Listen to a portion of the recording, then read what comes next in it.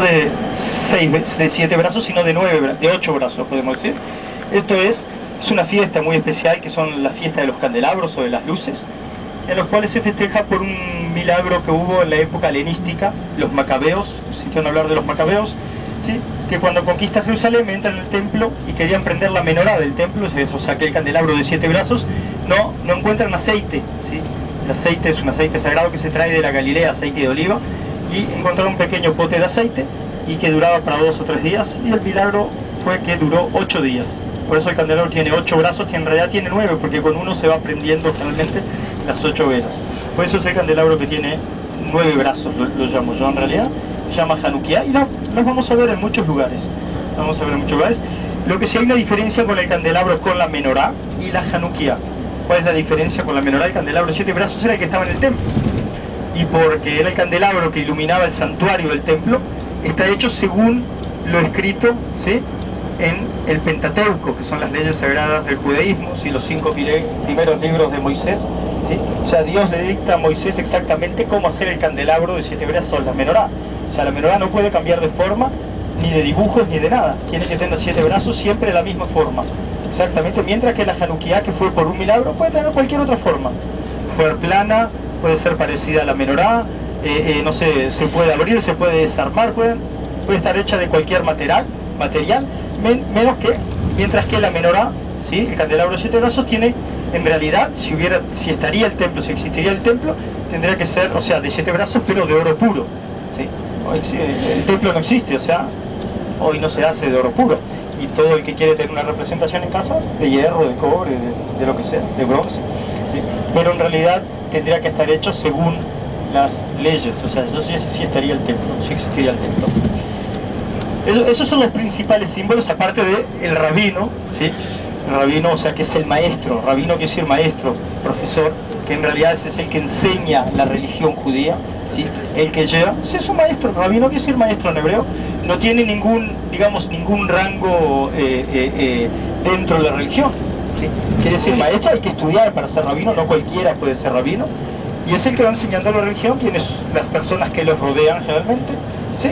Y si hay algún problema, si alguien no está seguro, o algo muy especial tiene que saber, porque, no sé, o le ocurrió un hecho generalmente que no sabe, va y se le pregunta al rabino. El rabino es el maestro, ¿sí?, el que le enseña la religión, el que les dice lo que se hace de esta manera, se puede hacer de esta manera, está permitido o no está permitido. Y como dije, si surge algún problema muy, pero muy especial, se le pregunta al rabino qué es lo que tiene que hacer. Nada más, eso es un rabino, ¿sí? Otros símbolos del judaísmo y del Estado. La estrella de David, dije que es un símbolo que aparece en el siglo XVI, siglo XVII aproximadamente, nada más. Aunque ya era conocido ya desde tiempos muy antiguos, estamos hablando del siglo III después de Cristo, ¿sí?, pero que son símbolos místicos que vienen ya desde el lejano oriente, al igual que la cruz esvástica, ¿sí?, la cruz alemana, ¿sí?, son conocidos ya desde siglos atrás, estamos hablando más de 1000 años aproximadamente, 1500 años o más, estamos hablando del siglo III a.C., o sea 1800 años, en los cuales provienen del lejano oriente y se han encontrado aquí en mosaicos y todos, pero son símbolos místicos, en aquel tiempo representaban otras cosas, ¿sí? Hoy en día tienen su significado, porque claro, el mundo ha hecho historia, cada uno ha tomado sus símbolos, ¿sí?, de distinta manera, así como los nazis la cruz esvástica y los judíos la estrella de David. Nosotros vamos a pasar por debajo del monte Tabor. Monte Tabor es el monte que ven ahora aquí a mano derecha, más alto, ¿lo ven? Hacia la derecha y enfrente nuestro. Y podemos divisar el edificio que hay en la cima del monte Tabor. El monte Tabor es el monte de la transfiguración, señores. El lugar de la transfiguración de Jesús es el monte Tabor, que nosotros vamos a ir a visitar, creo que mañana, que lo tenemos en el itinerario, vamos a ir a visitarlo mañana, el monte Tabor.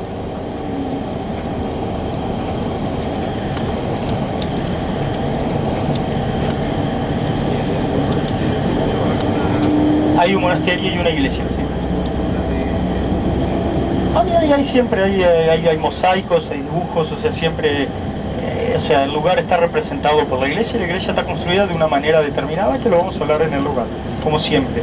El simbolismo en el cristianismo lo encontramos durante todo nuestro trayecto, siempre se encuentra, no solo aquí, sino también en sus países, simbolismo, ¿sí? O sea, los mosaicos, los dibujos, los iconos, todas esas cosas ya tienen su significado, y las construcciones mismas, ¿sí? Es el edificio que se ve arriba, esa es la iglesia, ¿sí? La iglesia de la Transfiguración, la iglesia católica franciscana, porque arriba también hay un monasterio que es ortodoxo ruso. Un monasterio ahí en los ortodoxos rusos no se puede entrar, generalmente no permiten entrar, y entran solo los ortodoxos, generalmente son los que entran. Si seguimos hablando del Estado de Israel, hablamos que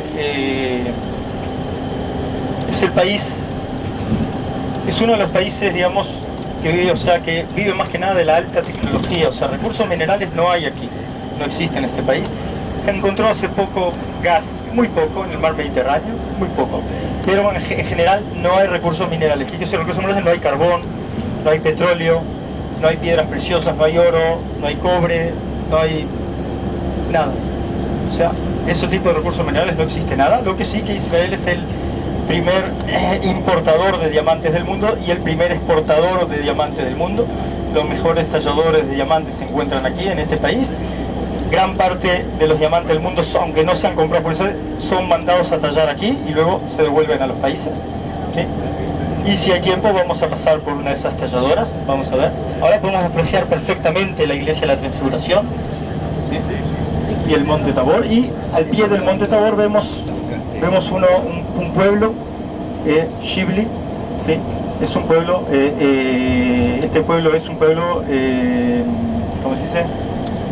Beduino más que nada, es un pueblo beduino. Vamos a hablar también de los beduinos más cuando estemos más hacia el sur, cerca de Jerusalén. Hablamos de los recursos naturales, minerales, o sea que este país vive de la alta tecnología más que nada. Y hablando de la alta tecnología, hay más de 3.500 empresas de alta tecnología, lo que se llama high-tech, más de 3.500 empresas. Hay el mismo número, quizás un poco más, ¿sí?, de empresas de alta tecnología, ¿sí?, que en Estados Unidos, que en el Valle de la Silicona. O sea, imagínense, ¿sí?, el Valle de la Silicona, no sé si el que conoce, es un lugar muy grande, mucho más grande que este país, ¿sí?, y hay la misma cantidad de empresas de alta tecnología. O sea, fíjense las relaciones que hay. Israel tiene el segundo lugar en, digamos, en títulos universitarios en el mundo, segundo lugar, ¿sí?, de las personas que tienen títulos universitarios en el mundo, más que Japón, Suecia y Alemania, ¿sí?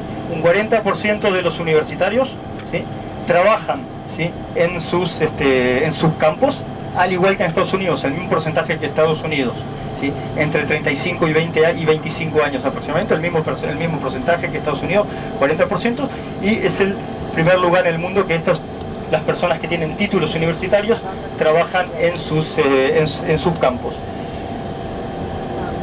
Es el país que tiene más ediciones de libros nuevos por persona por año, ¿sí?, más de 4.500, ¿sí?, libros de ediciones por año por persona. Es el país que tiene más, perdón, no el que tiene más, sino el segundo lugar en el mundo que tiene publicaciones científicas por habitante, ¿sí?, científicas por habitante.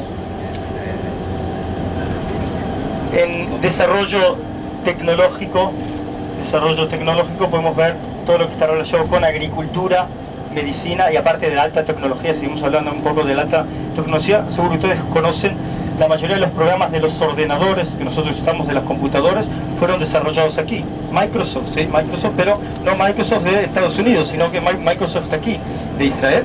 Por ejemplo, ¿cómo se llama? El procesador MMX, el Intel, ¿sí?, el Core, que es uno de los últimos, todos esos fueron desarrollados aquí en Israel.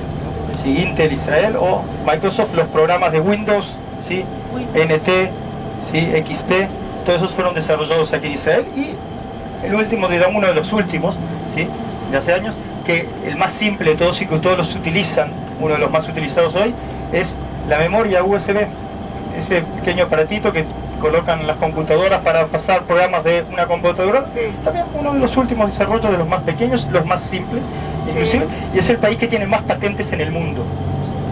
El que tiene más patentes en el mundo registradas ahora, registradas. ¿Okay? Si somos un poco más de tecnología, más que nada, digamos, en medicina, la cámara más pequeña del mundo que se utiliza para hacer revisiones médicas, o sea, en el intestino, ¿sí? Que es una cámara, es una píldora, una pequeña píldora que tiene una cámara de 2 milímetros, señores, ¿sí? Antes había que colocar una sonda con un, ¿cómo se llama? Con una cámara, que era un proceso no muy lindo, ¿sí? Y doloroso. Hoy en día se toma esa pequeña píldora y hoy en día, ya hace unos años, estamos hablando de años, se toma esa pequeña píldora y inspeccionan todo el intestino sin ningún dolor, sin ningún problema, ¿sí? Otros de esos inventos, de esos avances tecnológicos, todo aquel que siempre que tiene problemas, o sea, de obturación de alguna arteria, alguna vena, ¿sí? Hay un sostenedor de arterias y venas, ¿sí? El globo, lo conocen, aquel que tiene una presión, que le colocan el globo. Cuando colocan el globo y sacan, dejan un sostenedor dentro de la arteria o de la vena que sostenga, o sea, que abre el paso de la vena y sostenga ese lugar, ¿sí? Para que... ¿Ah? Fue inventado aquí, por ejemplo, también el aparato que hace revisaciones del cáncer de las glándulas mamarias sin radiación, también fue inventado aquí, ¿sí? No vamos a tocar, pero hay muchos más inventos israelíes, o sea, tanto en medicina, y hablamos un poco de la agricultura, que la tenemos todo alrededor nuestro, en irrigación, más que nada por problemas de agua en este país, que los hay hasta hoy en día. Sequía, ¿Sí? sequía. Habiendo tanta falta de agua, como si hay tanto... Agricultura hay, en invierno llueve, de vez en cuando, o sea que la mayoría es, o sea, no se riega, gran parte no se riega, pero otras partes que sí, se acumulan agua, ¿sí? Vamos a ver en estanques de aguas que se toman de los torrentes cuando llueve en invierno, comienzan a correr, el agua se acumula en unas piscinas especiales, unos estanques especiales, y luego se utiliza en verano, ¿sí? O sea, en un principio fueron los aspersores, y de los aspersores ya pasaron, ya hace muchísimos años atrás, pasaron a los goteros. Los goteros, me imagino que todos los conocen, esos caños, ¿sí? Que van cayendo gota a gota. Y el riego por goteo, exactamente. Y hoy hay otro desarrollo de aspersores, o sea, son fulminadores también, que, o sea, el agua va en forma, digamos, de como no como de lluvia, sino como una neblina, digamos, algo así, para, todavía la planta recibe el agua, la tierra recibe, o sea, la humedad que necesita, se filtra, y así no se pierde tanta agua, ¿sí? Es otro. Y no solo eso, sino gran parte del desarrollo, digamos, de la tecnología en la agricultura existe en España y existe casi en todo el mundo. Sí, podemos hablar aparte de los tomates cherry, los pequeños tomates, también fueron desarrollados aquí. No sé de qué colores los conocen ustedes, aparte de los rojos que siempre fueron, pero solo rojos. Bueno, aquí ya hay amarillos, anaranjados, violetas, ¿sí? Naranjas, de color naranja. Los inventos de invernadero. Son los invernaderos, claro. Si hablamos, usted ya tocó el tema del invernadero, hoy, o sea, depende el tipo digamos, de tela o de red que cubren las plantaciones, ¿sí? Sí, el tipo, no sé, sino el color, se puede variar, tanto el tamaño, se descubrió aquí hace unos años atrás, que puede variar el tamaño de la, o sea, de la verdura, ¿sí? Y no solo el tamaño, sino también el color, ¿sí? O sea, si quieren que haya, por ejemplo, verduras más grandes, ¿sí?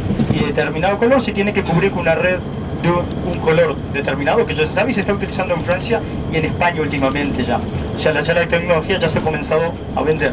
Pero la red debe de llevar algún tema. Solo el colorante, solo el color.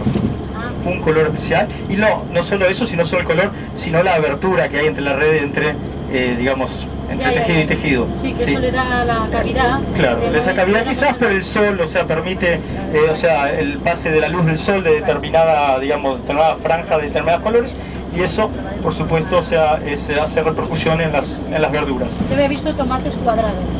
Tomates cuadrados. Israel sacó hace 8 meses atrás aproximadamente tres tipos nuevos de tomate.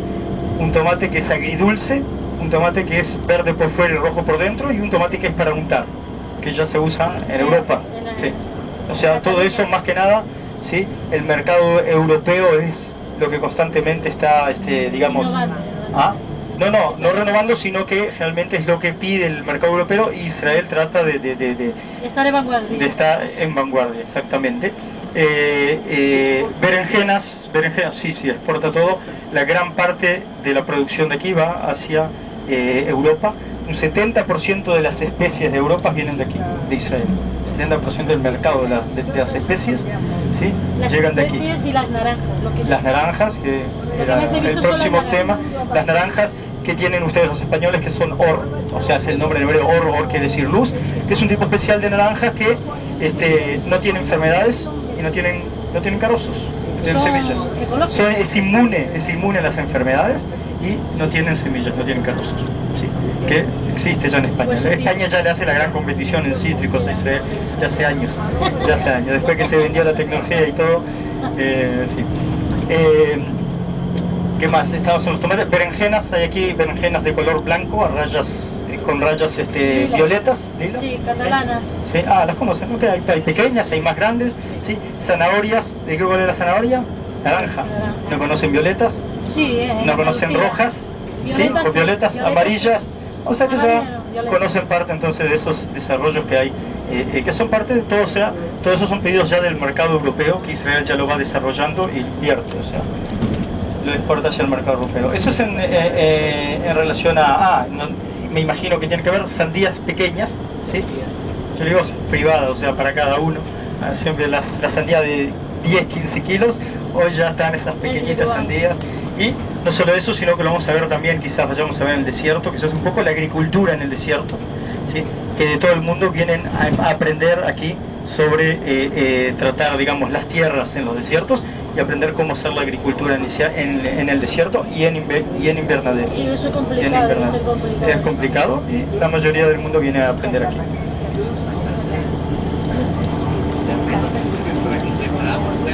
Todos sembrados, y ahora quiero hablar... No, las tierras pertenecen al Estado. Solo un 10% pertenecen a personas privadas, a particulares.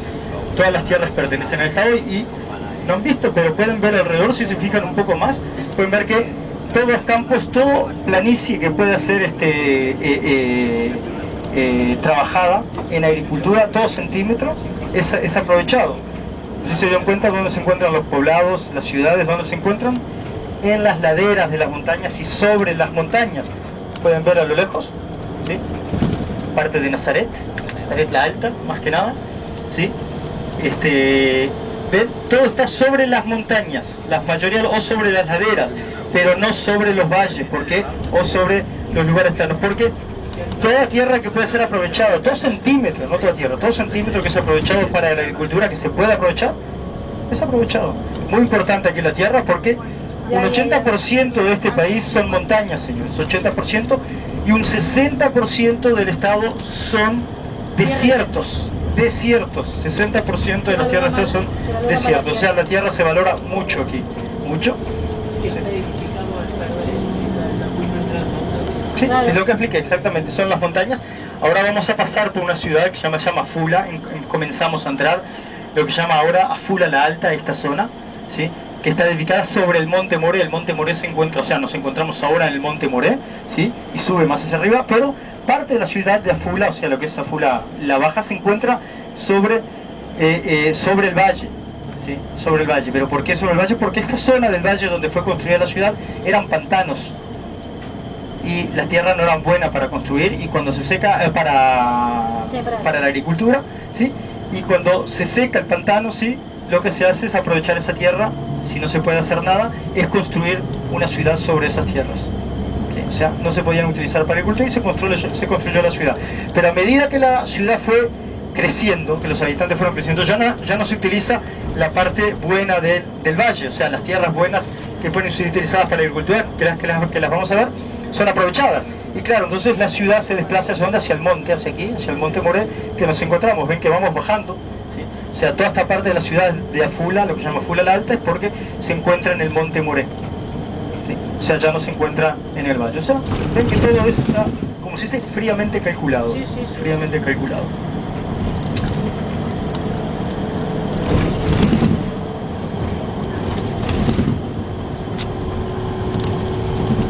ciudad de Afula fue fundada en 1925. Fue la segunda ciudad judía que se fundó aquí, ¿sí? La primera fue la ciudad de Tel Aviv en 1909. El año pasado cumplió 100 años. La primera fue Tel Aviv, la segunda fue Afula en 1925.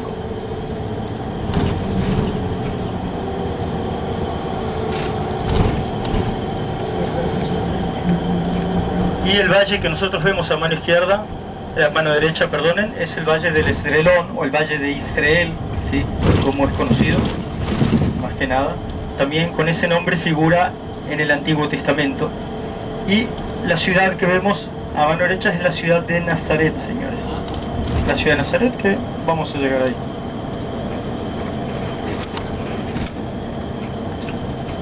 Tampoco es tan pequeña, ¿no? No, no es pequeña.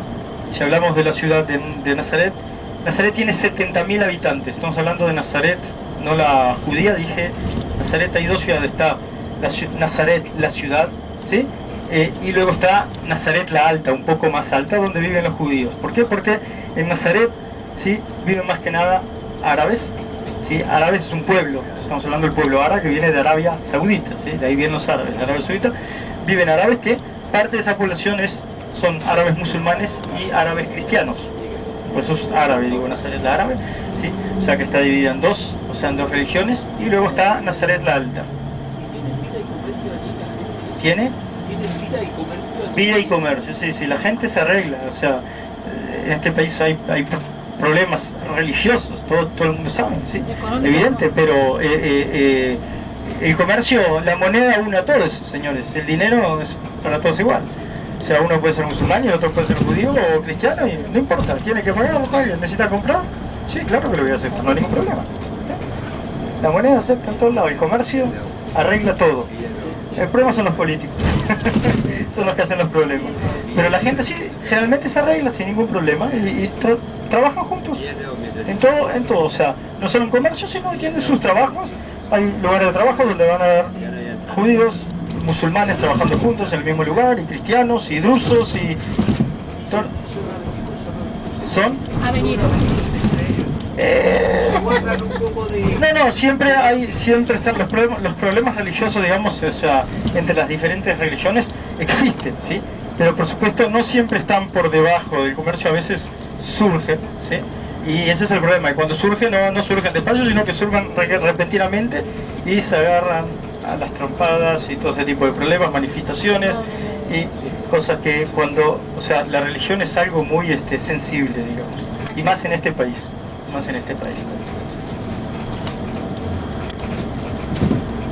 Vamos a ver cuando estemos en Nazaret. Vamos a hablar. Sí, es aquello que ven ahí en las montañas, en Nazaret. Como dije, 70.000 habitantes tiene Nazaret. 2/3 de Nazaret son musulmanes, señores. 2/3 son musulmanes, 1/3 son cristianos. Sí. Nazaret existe ya hace más de 1500 años. ¿Saben cuántas veces es nombrado Nazaret en el Antiguo Testamento, señores? Antiguo Testamento estoy hablando. Poco. ¿Ah? Poco o ninguno. Poco. O ninguno, exactamente. Ninguna vez. Nazaret no es nombrada ninguna vez en el Antiguo Testamento. Solo aparece nombrada por primera vez en los Evangelios. ¿Sí? Existe ya hace aproximadamente 2000 y pico de años, 2200, 2300 años, ¿sí?, la existencia, y hasta el año 500, digamos hace 1500 años atrás, ¿sí?, hasta hace 1500 años atrás, Nazaret fue totalmente judía, solo judíos vivieron, la mayoría eran judíos, ¿sí?, y desde el siglo V en adelante los judíos se van de Nazaret, ¿sí?, se van de Nazaret y comienzan a vivir mucho más tarde, ya en época cruzada, y ¿Por desde la algún época... motivo? ¿Por algún motivo? Sí, por las diferentes conquistas, o sea, época bizantina, y luego por los musulmanes dejan Nazaret y vuelven un poco más tarde en la época cruzada, a finales de la época cruzada comienzan a volver, no se asientan muchos, pero, o sea, muy pocos, estamos hablando de unas decenas, hasta a veces algunos cientos, ¿sí?, pero depende de la situación de seguridad y económica, van dejando, ¿sí? Y si hablamos de Nazaret de la época de Jesús, vamos a visitar parte de ese poblado, de lo que queda, ¿sí? En aquellos tiempos generalmente cómo se vivía, más que nada se vivía en cuevas, señores. ¿Quién tenía casa? Solo los ricos tenían casa. O sea, parte de la casa era cueva, ¿sí? Y la otra parte estaba edificada. Solo el que tenía dinero podía edificar, ¿sí? Por eso la mayoría de las personas, los pueblos, sí, estaban construidos en cuevas. ¿Por qué? No solo porque, o sea, porque eran pobres, sino también para conservar la comida, ¿sí? Para calentar el ambiente, ¿sí? Y en verano, cuando hace mucha calor, o sea, es más, digamos, es más templado, es más fresco, ¿sí? Imagínense, o sea, en aquel tiempo no había aire acondicionado y no había cómo calentar las casas, solo con las hogueras, con los hornos, o sea que era mucho más fácil. Y es lo que vamos a ver parte de Nazaret la antigua, ¿sí? Que está construido cuevas, lo que se ha logrado, o sea, lo que se ha excavado, lo que se ha encontrado. Vamos a ver las cuevas, vamos a visitar partes de esas cuevas. Y o sea que si hablamos de la Sagrada Familia, o sea que la Sagrada Familia sabemos que era una familia pobre. Pero ¿cómo sabemos que era una familia pobre? No solo porque estaba en Nazaret. Nazaret era un pueblo alejado de todo camino, en las montañas, ¿sí? Hasta hoy en día, o sea, cada pueblo, ¿sí? Donde no pasa una vía central, no se desarrolla, que es un pequeño pueblo. Pero sin embargo, si las vías centrales de transporte, siendo tanto carreteras como trenes, ¿sí? O algún aeropuerto que haya cerca, ¿sí? Se van desarrollando, porque las personas van viniendo, ¿sí? Llegan a la ciudad, se instalan, el comercio va subiendo y eso ayuda al desarrollo de la ciudad. Lo mismo en las épocas antiguas, y los caminos que había en aquella época, si no pasan cerca de la ciudad o por la ciudad, la gente no tiene por qué desviarse. Si el camino principal, uno de los caminos principales, fue el camino que nosotros venimos por ahora en el valle, ¿sí? Uno de esos caminos, y el otro camino hacia el otro lado de las montañas de Nazaret, cerca de Saforía, pasa por la ciudad de Saforía, o sea que Nazaret queda en el medio de las montañas, y para acá hay que venir a Nazaret. Se tienen que buscar algo en la mitad del camino, en la mitad de las montañas, tienen que desviarse mucho, o sea que Nazaret siempre fue un pequeño pueblo que nunca se desarrolló, o sea, el pesebre, pueblo pobre. está a sus izquierdas. Parando 2 escalones verán a sus derechas un ícono con 5 lámparas encendidas que marca el pesebre. El lugar donde llegaron los reyes magos y los pastores alabaron al niño acostado en el pesebre. Entonces, por favor, los de atrás tienen prisa. Ahora miren. Repito, al bajar las escaleras a sus derechas verán en el suelo la estrella que marca el lugar de nacimiento, ¿no? A la izquierda otros 2 escalones, un ícono con 5 lámparas que es el pesebre. Por favor, al bajar, no se apuren ni tengamos prisa que no tenemos prisa, ¿no? 2 en 2, tranquilamente ve la estrella para el pesebre y nos reunimos atrás de la gruta todos juntos. Si quiere para una pequeña oración, le gustaría hacerla ahí. Y salimos después a la parte armenia, a la parte católica, que se muy bien todo muy tranquilamente. Cielo, este lugar siguió siendo muy importante para los cristianos. Pero en época romana, Adriano, en el 130, lo que hace es construir 2 templos. Uno a Zeus,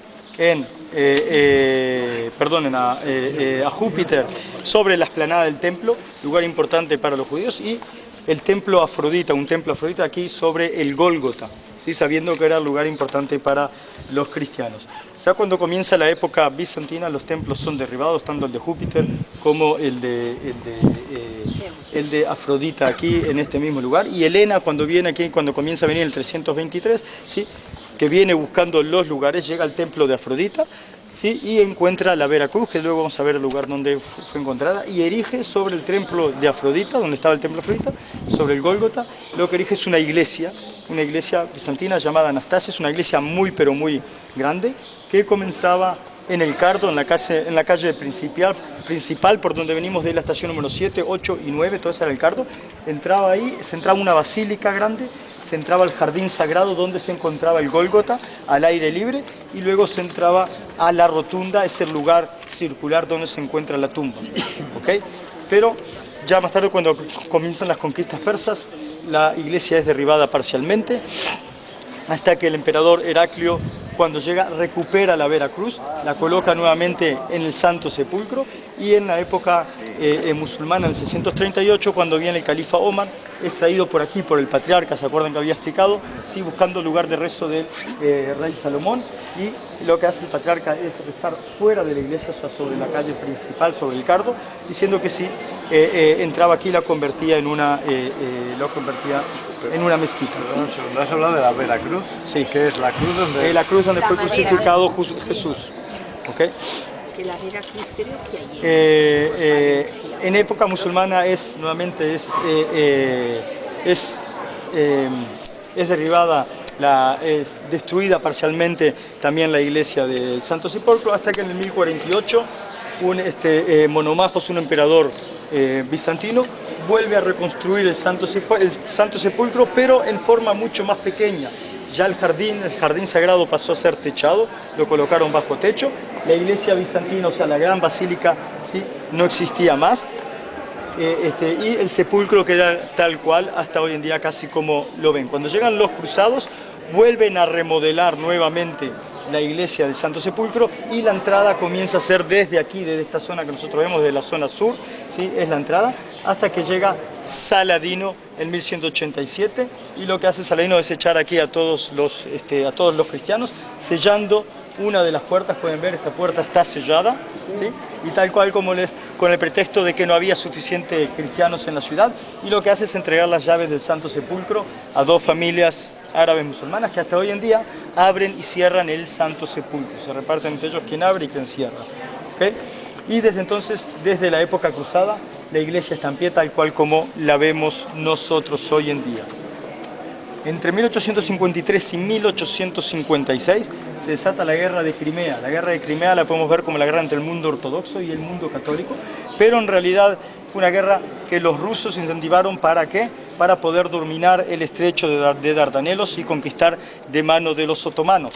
Entonces comienzan que los católicos acusan a los ortodoxos en la iglesia de la Natividad de haber robado la estrella de oro y plata, lugar de nacimiento de Jesús. Y así comienza, con ese pretexto, comienza la guerra, donde los lugares santos se cierran casi por completo, ¿sí?, no se dejan entrar, porque cada uno tiene sus posesiones, y lo vamos a ver aquí, ahora cuando les voy a mostrar. Pueden ver exactamente en el mapa de la iglesia del Santo Sepulcro, que es exactamente tal cual como está aquí adentro. Este es el Santo Sepulcro.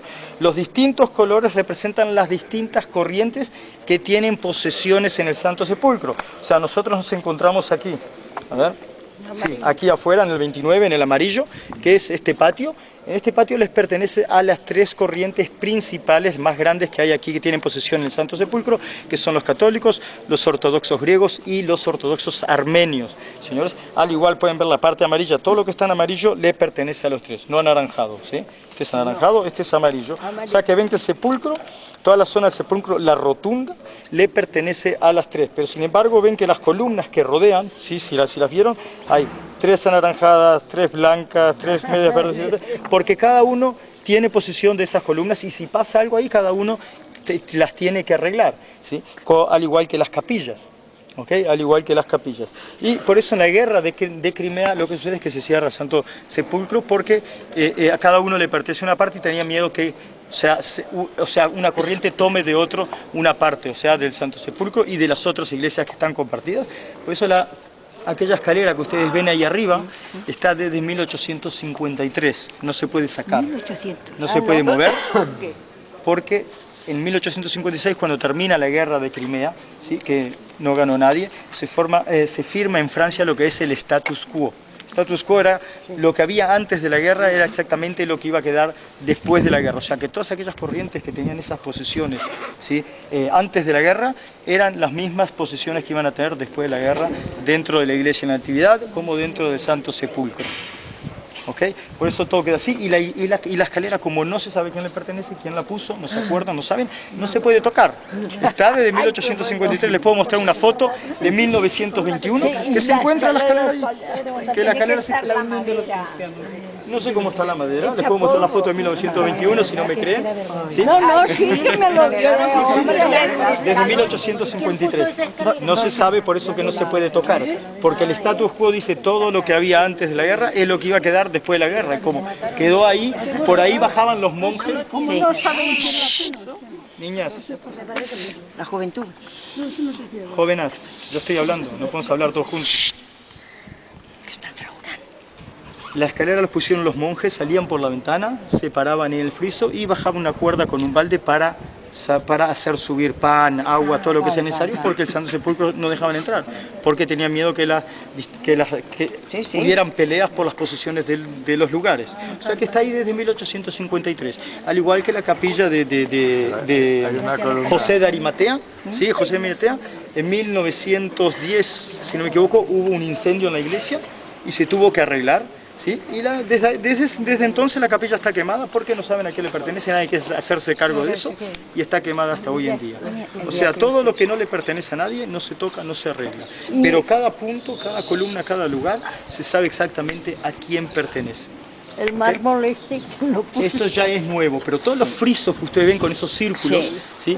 Todo eso es parte del templo de Afrodita, que adornaba el templo de Afrodita. Las puertas, toda la otra parte son todos ya esa arquitectura cruzada. ¿Cómo sabemos que es arquitectura cruzada? Aparte por las piedras, por el corte de la piedra, yo lo puedo saber. Toda esta parte, inclusive el campanario, es de la época cruzada, de hace 1000 años, señores. La reina Melisenda fue la que arregló el Santo Sepulcro conmemorando 50 años de la conquista de Jerusalén en 1149. Los cruzados siempre, en toda iglesia, representaban siempre la Santa Trinidad. ¿Cómo la representaban? Santa Trinidad. Tres columnas, pueden ver, tres columnas acá. Tres tipos diferentes de arcos hay en los arcos, o sea, uno con almohadones, otros más circulares y otro más pequeño para adentro. Siempre el 3, número 3, ¿sí? La Santa Trinidad, y en toda iglesia cruzada se puede ver. ¿Okay? Vamos a comenzar a circular, la palabra circular, rotunda, y en el centro de la rotunda se encuentra la edícula. Esto ya es muy antiguo, no se sabe exactamente. Edícula, que es al igual que en la iglesia, en la mezquita de la Ascensión, perdonen, vieron el edificio, que esto sea el edificio, digamos, la construcción que había sobre la piedra de la huella de Jesús, exactamente es edícula, ¿sí? Es una construcción que protege el lugar más sagrado, y la edícula protege aquí la tumba de Jesús. Toda esta zona, el Calvario, la zona donde fue enterrado Jesús, era una zona de entierro en aquel tiempo, donde habían cuevas, se enterraban en cuevas. Hoy no vemos todas las piedras, todas esas cuevas. ¿Por qué? Porque todo fue sacado, fue limpiado para preservar la parte más importante, que es la tumba de Jesús.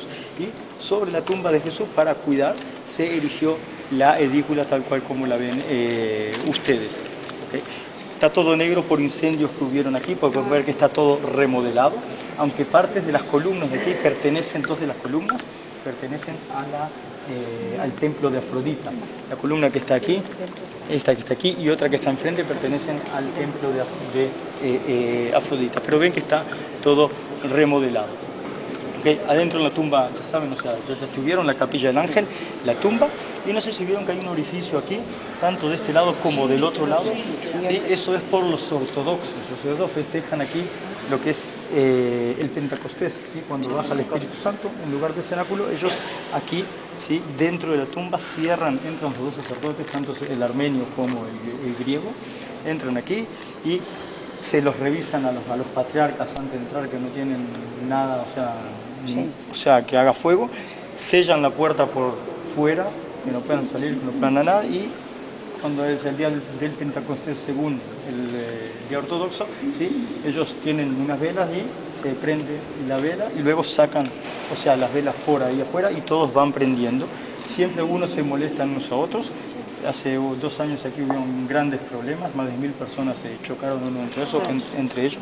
Siempre hay problemas entre las distintas. ¿Significa que hay que ser católico?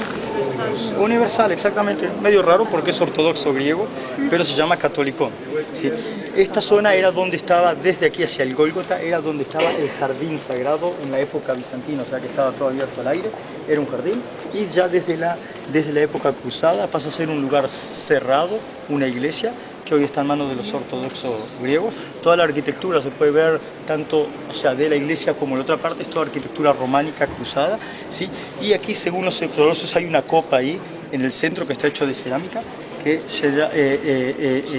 según ellos, según los ortodoxos, los ortodoxos griegos es el centro del mundo, el ombligo del mundo, ¿sí? Se encuentra ahí. Hubieron problemas entre los católicos y los ortodoxos, porque los ortodoxos griegos, ¿sí? Culparon a los católicos que movieron, o sea, esa copa que para ellos es el centro del mundo. ¿Okay? Solo por detrás de esa pared, ¿sí? Todos los demás están afuera y cuando termina la ceremonia saca el pan y el vino de todos y se los reparte. ¿Okay? Una ceremonia sagrada, por eso solo el sacerdote lo puede. Si hacen un corte sobre esa columna, tienen forma de cruz. Las columnas tienen forma de cruz. claro. Pero no siempre construían desde el principio, a veces tomaban todo lo que había en el lugar, lo que se llama spolia, ¿sí? Y construían, pueden ver como estas columnas, como esta de aquí y esta de aquí, tomaban la columna y el capitel de otro lugar, pueden ver que el capitel lo concuerda con el pilar, o sea, no son cada uno de un tipo diferente, hay hierros que lo sujetan para no poder, para que no se caiga, al igual que esta columna. Pueden ver que la parte de abajo es más fina que la parte de arriba. O sea, todo lo que había aquí ellos utilizaban. Yo no lo aprovechaba. Aprovechaban todo, pero cuando construían desde un principio, o sea que necesitaban construir algo, lo construían de esa forma, una forma maciza, ¿sí? Con una gran base, porque tenía que sostener los grandes arcos, ¿sí? Las alturas de los techos de la iglesia. Está con el templo de Afrodita y entrando al templo llega a los sótanos, pueden ver, estamos en la roca viva, estamos en la parte más baja de la iglesia hoy en día del Santo Sepulcro, que un tiempo fue una cantera, pueden ver que las piedras fueron cortadas, ¿sí? Donde sacaron piedras quizás para el templo, para construir el templo en la época de Herodes, y también quizás para construir el templo de Afrodita. Si cuando llega Elena se encuentra en este mismo lugar, se encuentra con las cruces, ¿sí? Aquí en este lugar. ¿Por qué digo las cruces? Porque habían 3 cruces, no 2 cruces. ¿Okay? ¿Cómo reconoce cuál es la vera cruz? La cruz que fue crucificado Jesús. Porque había un Lázaro. No, algo parecido, pero según cuentan los peregrinos, según la tradición dice que Santa Elena mandó traer una anciana que estaba muy enferma y cuando comienza a tocar las cruces, cuando toca una de las cruces ya se cura inmediatamente. ¿Okay? Y así reconocen cuál es la vera cruz, que luego es tomada por los persas en el 614 y rescatada nuevamente por Heraclio en el 628.